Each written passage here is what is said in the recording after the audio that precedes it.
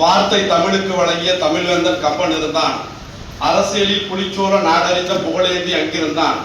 நக்கீரன், நன்னாகன், நப்பசலை, ஒக்கூர், மாசாத்தி, ஒன்சாத்தன், சிலம்பெடுத்த தக்கோன், காவலரா மார்புக்கு காவலனா நம்பி, அவன் பாட்டெடுத்த தம்பி.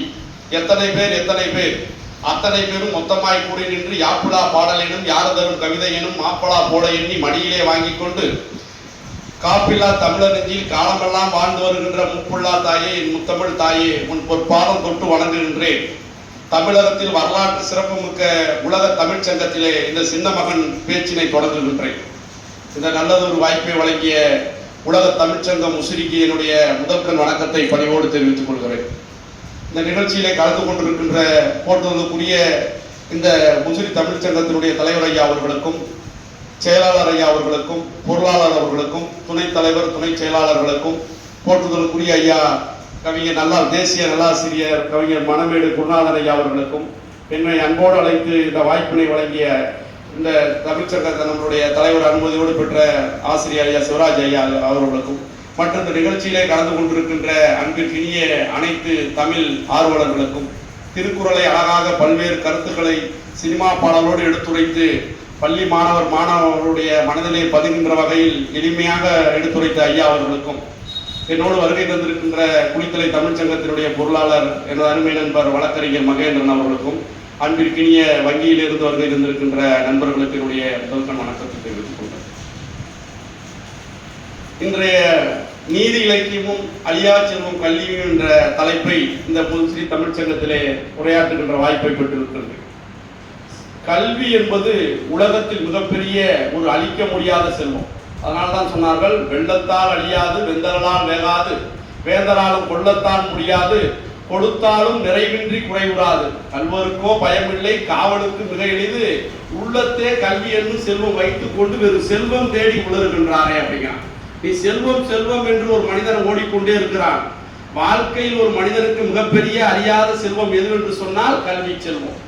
ஏன்னா மற்ற எந்த வகையான செல்வங்கள் நம்ம இடத்துல இருந்தாலும் கூட அதை அழித்து விடலாம். இன்னைக்கு இவ்வளவு மிகப்பெரிய பணியில இருந்து ஓய்வு பெற்று விட்டு கூட நம்மளுடைய சான்றோர்களாக இங்கே அமர்ந்திருக்கிறார் என்று சொன்னால், நாம் ஒரு மனிதனுக்கு அடிப்படையாக வாழ்க்கையில் இரண்டு என்று சொல்வார்கள். ஒன்று பெயருக்கு முன்னால் இருக்கின்ற முதலெழுத்து, அவர் யாருடைய மகன், எந்த வாரிசு என்கின்ற, மற்றொன்று பெயருக்கு பின்னால் இருக்கக்கூடிய பட்டம். அந்த இரண்டும் வாழ்நாளில் ஒருவனுக்கு மிகப்பெரிய அங்கீகாரத்தை கொடுக்கக்கூடியது. நம்மளுடைய நீதி இலக்கியங்கள் என்று சொல்லக்கூடிய அற இலக்கியங்கள் 17 கீழ்கணக்கு நூல்களாக இருக்கக்கூடிய நாலடி, நான்மணி, நாற்பது, இன்னா 40 அந்த இருக்கக்கூடிய கைநிலை, அந்த இனிய 40, கால் 40, கலவரை 40, ஐந்தினை 50, ஐந்தினை திரைமாலை 180, திருக்கடுக்கம், ஆசாரக்கோவை, ஏழாதி, கைநிலை என்று சொல்லக்கூடிய அந்த 18 நூல்களிலே இந்த கல்வி சிந்தனைகள் பெரிதும் போற்றப்பட்டிருக்கிறது. சங்க இலக்கியங்களே கல்வி சிந்தனைகள் போற்றப்படவில்லையா, தமிழ் இலக்கியங்களே கல்வி சிந்தனைகள் போற்றப்படவில்லை என்று சொன்னால், சங்க இலக்கியத்திலே தமிழன் தன்னுடைய வாழ்வை அகம் புறம் என்று அழகாக பொறுத்துக் கொண்டான். குறிஞ்சி, முல்லை, மருதம், நெய்தல், பாலை என்கின்ற 5 அடிப்படையில் வாழ்ந்தான். நானிலத்திலே தன்னுடைய வாழ்வை செம்மையாக வகுத்துக் கொண்ட தமிழன், அவன் கல்வியிலேயும் மிகப்பெரிய நிலையில இருந்திருக்கிறார்கள் சங்க காலத்திலே. அதனால்தான் இருண்ட காலத்திலே, கலப்புரர் காலத்திலே பெண்ணடிமைத்தனம் ஏற்பட்டிருந்த காலத்தில் சங்க காலத்திலே 33க்கும் மேற்பட்ட பெண்பால் புலவர்கள் இருந்திருக்கிறார்கள். காக்கை பாடினார், நச்சல்லையார் முதல் பொன்முடியார் போன்ற மிகப்பெரிய அவையார் எல்லாம் புறநானூற்றிலே தனிப்பட்ட முறையிலே 22 பாடல்களை பாடியிருக்கிறார். அதனால்தான் மிகப்பெரிய மன்னர்கள் எல்லாம் பெண்மையை போட்டிருக்கிறார்கள். ஒரே பாடலை பாடி பாரி மகளிர் அங்கவை சங்கவை மிகப்பெரிய வரலாற்று சிறப்பு மிக்க அந்த கையறு நிலை பாடல்கள் எல்லாம் புகழ் பெற்றிருக்கிறார்கள். அப்படிப்பட்ட சிறப்பு வாய்ந்த இலக்கியங்கள் சங்க இலக்கியங்களாக இருக்கிறது. அங்கே காதல் இலக்கியம் பேசப்பட்டிருக்கின்றன, அங்கே வீரம் பேசப்பட்டிருக்கிறது, கல்விக்கு மிக முக்கியத்துவம் கொடுத்திருக்கிறார்கள். அந்த தூதினுடைய வகைகளை சொல்லுகின்றது போல ஓதல், பகை, பொருள், தூதிவை பிரிவை என்று சொல்கிறார்கள். ஒருவன் தூது சொல்ல வேண்டும் என்று சொன்னால் பொருளீட்டுவதற்காக தூது செல்லலாம், மனைவியை பிரிந்து, அல்லது தூது செல்வதற்காக அவன் பிரிந்து செல்லலாம், அல்லது கல்விக்காக செல்லலாம், அல்லது போருக்காக சொல்லலாம் என்று சொல்கின்ற பொழுது மற்ற பிரிவுகளுக்கெல்லாம் அதிகபட்சமாக 6 மாதத்திலிருந்து ஓராண்டு காலம் மட்டும் வரையறை செய்த தொல்காப்பியர் இந்த கல்விக்கு மட்டும் ஓராண்டு முதல் 3 ஆண்டு வரை அவர் மனைவியை பிரிந்து செல்லலாம் என்கின்ற திட்டத்தை வகுத்திருக்கிறார் என்று சொன்னால், கல்வியுடைய முக்கியத்துவத்தை சங்க காலத்தில் இருந்து தமிழர்கள் போற்றி வளர்த்திருக்கிறார்கள். அதனால்தான் நீதி இலக்கிய 6ஆம் நூற்றாண்டிலே வருகின்ற இந்த நீதி பௌத்த சமண சமயங்கள் நம் தமிழகத்திலே ஊடுருவி அந்த சமய கருத்துக்கள் பதிவு செய்கின்ற பொழுது இங்கே இருக்கக்கூடிய அந்த கண் உண்ணாமை, புலால் மறுத்தல், பரத்தமை கூடாமை போன்ற இலக்கியங்கள் திருக்குறளை தோன்றுகிறது. தமிழன் சங்க காலத்திலே பார்த்தால் அவன் கறி இல்லாமல் உணவு உண்ண மாட்டான். ஏன்னா அவனுக்கு தமிழனுடைய மரபு அக வாழ்க்கை புற வாழ்க்கையில வெற்றி பெறுகின்ற பொழுது விருந்தோப்பிலே கறி சாப்பிட்டு இருக்கிறான். பொருளாற்று படையிலே பெரிய கரிகால பெருவளத்தனுடைய சிறப்புகளை சொல்லுகின்ற பொழுது அந்த கூத்தரும் பாலரும் பொருணரும் பெற்ற பெருவளம் பெறாருக்கு அறிகுறி சென்று ஒரு பக்கம் என்று சொல்கிறார்.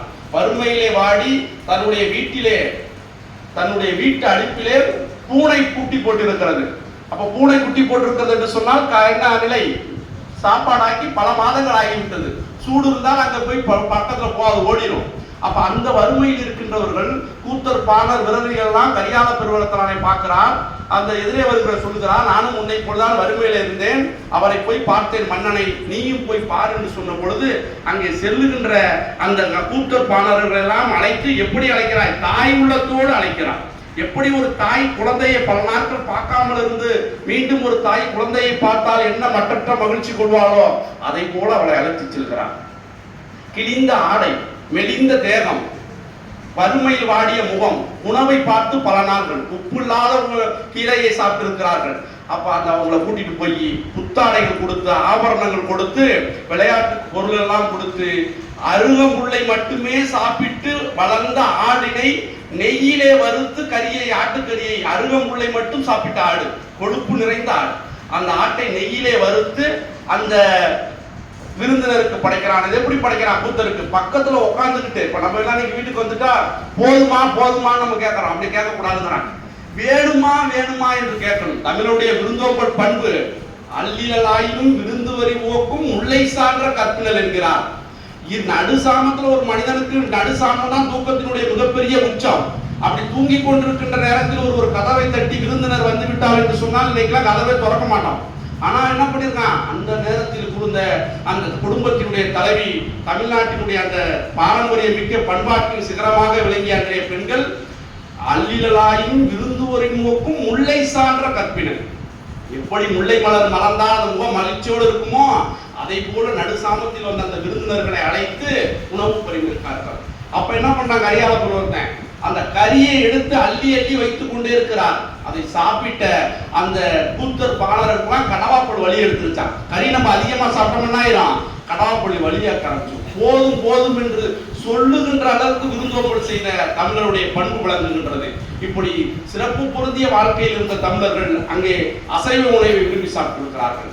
நம்ம காதல் பழத்தை, காம கிளத்தி, சேரி பழத்தை என்று மனைவியை விட்டு விட்டு பூ பெய்த அந்த 3 நாட்களும், மகப்பேர் அடைந்த அந்த 12 நாட்களிலும் அந்த தலைவன் 30 நாட்கள் அந்த பரத்துமையோடு மகிழ்ச்சி கொண்டிருக்கிறான் என்ற இலக்கியங்களும் செய்தியை பதிவாகிறது. அதுக்கப்புறமேட்டுக்கு இப்ப இது கல்வு, ஔவையாரும் அதிகமான 2 பேரும் ஒன்றாக உட்கார்ந்து கல் சாப்பிட்டு இருக்கிறார்கள். சிறிய கல் எண்ணி எமக்கியுமே, அதிக கல் என்றால் இருவரும் நம்ம சேர்ந்து பகிர்ந்து உண்மை என்று சொல்கிறார்.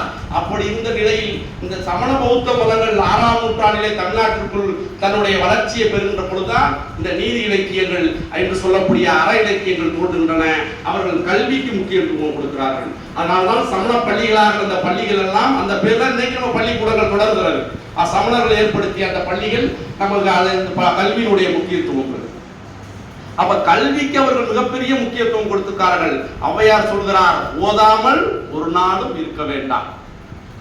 அப்ப கல்வி இல்லாமல் ஒரு நாள் கூட இருக்கக்கூடாதுங்கிறார். மன்னனும் மாசரு கற்றோனும் சீர்தூக்கி, மன்னனும் கற்றோன் சிறப்புடையன், மன்னனுக்கு தன் தேசமெல்லாம் சிறப்பில்லை, கற்றோனுக்கு சென்ற இடமெல்லாம் சிறப்புங்கிறான். ஒரு நாட்டை ஆளுகின்ற அரசனுக்கும் ஒரு படித்தவனுக்கும் இருவரில் எவன் பெரியவன் என்று சொன்னால் கல்வி கற்றவன் தான் பெரியவன். ஏனென்றால் நாட்டை ஆளுகின்ற அரசனுக்கு அவன் நாட்டை விட்டு அடுத்த பகுதிக்கு போய் நான் அரசன் என்று சொல்ல முடியாது. ஆனால் படித்தவர்கள் இந்த உலகம் ஃபுல்லா எங்கு சென்றாலும் அவர்களுக்கு மிகப்பெரிய வரவேற்பு இருக்கும். அதனாலதான் யாதானும் நாடாமல் இன்னொருவன் சார்முனையும் கல்லாதவர் என்று சொன்னான். உனக்கு படித்தவனுக்கு ஒரு ஊர் கிடையாது, உலகம் ஃபுல்லா நாடு, எங்க வேணாலும் போலாம். அப்படியாப்பட்ட வள்ளுவர் பெருந்தகை அந்த கல்வியினுடைய சிறப்பை உணர்ந்ததனால்தான் கல்வி, கேள்வி, கல்லாமை, அறிவுடைமை என்கின்ற 4 அதிகாரங்களை கொடுத்திருக்கிறார். கல்விக்கு முக்கியத்துவம் கொடுத்து திருக்குறளிலே. அதில் சொல்லுகிறார், இப்ப படிக்காம இங்க இருக்க எல்லாமே கல்வியாளர்கள். படித்து விட்டு வந்து படிக்காமல் ஒருவன் தான் மிகப்பெரிய மேதாவி கல்வியாளர் என்பது போல காட்டிக் கொள்கிறான் என்று சொன்னால் அது உண்மையான கல்வியாகாது. கல்லாதான் நுட்பம் கலிய நன்றாயினும் கொள்ளாதான் அறிவுடையார் என்று சொல்கிறார். படிக்காமல் ஒருவன் தன்னை படித்தவன் போல காட்டிக் கொள்வது என்பது அறிவுடைய சபையிலே ஏறாது என்கிறார். இன்னும் சொல்கிறார், கட்டார் முகத்திரண்டு கண்ணுடையார் கல்லாதார் முகத்திரண்டு புண்ணுடையார் என்கிறார். கற்றோருடைய உடல் முகத்திலே இருப்பதுதான் கண், அவருடைய கல்லாதவருடைய முகத்திலே இருப்பது புண் என்று சொல்கிறார். அது மட்டும் இல்ல, இந்த செல்வங்களிலே முதன்மையானது கல்வி செல்வம் என்பதையும் சொல்கிறார். கேடில் விழி செல்வம் ஒருவருக்கு கல்வி, மாடல்ல மற்றவை. மாடு என்று சொன்னால் செல்வம். அன்னைக்கு யார் ஊருக்குள்ள பெரிய ஆளு பெரிய செல்வந்தர் சொன்னா யாருக்குள்ள அதிக மாடுகள் ஆடு மாடுகள் இருந்ததுதான் அவன் தான் பெரிய ஆள். அந்த ஆளும் தமிழரும் என்கின்ற கட்டுரையிலே சொல்கிறார், இந்த மாடு என்பது முதன்முதலாக குறிஞ்சி நிலத்திலே இருந்து பிறகு முல்லை நிலத்திலே வந்ததாக சொல்கிறார்கள். அது முல்லை நிலத்தினுடைய முதன்மையாக அந்த காலகாலத்திலே அவருடைய இருக்கக்கூடிய அந்த முல்லை நில மக்களுடைய முதன்மை தொழிலாக ஆயர் ஆட்சியருடைய இதாக இது விளங்குகிறது என்பதை தெரிந்து கொள்கிறோம். இப்ப கல்விக்கு முக்கியத்துவம் கொடுத்ததுனாலதான் அன்னைக்கு மிகப்பெரிய மாற்றங்கள் ஏற்படுகிறது. ஒரு மனிதனுக்கு கல்வியை நீங்க ஒரு மேலை நாட்டு பழமொழி சொல்கிறார்கள், உங்களுக்கு